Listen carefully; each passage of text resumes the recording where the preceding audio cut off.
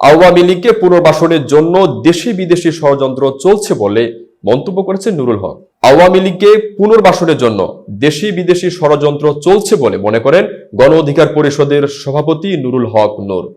কিন্তু আওয়ামী লীগ গত ১৫ বছরে দেশের যে ফ্যাসিবাদ কায়েম করেছে সেটার পুনরাবৃত্তি হতে দেওয়া হবে না বলে মন্তব্য করেছেন তিনি।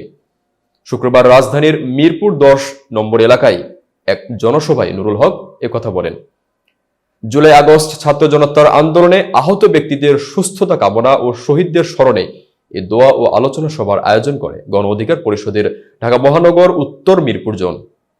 এক সংবাদ বিজ্ঞপ্তিতে একথা জানানো হয়েছে।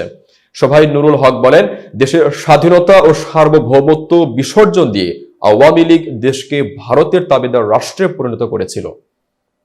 আওয়ামী লীগের প্রশ্নে আমরা সবাই যেন এক থাকতে পারি। আওয়ামী লীগকে নিষিদ্ধের প্রশ্নে কোনো আপোষ চলবে না।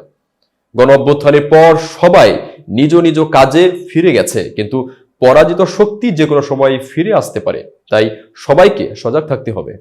এতক্ষণ বার্তা বৈঠকের সাথে থাকার জন্য ধন্যবাদ। নতুন নতুন তথ্য ও সংবাদ পেতে বার্তা বৈঠকের ইউটিউব চ্যানেল ও ফেসবুক পেজের সাথেই থাকুন।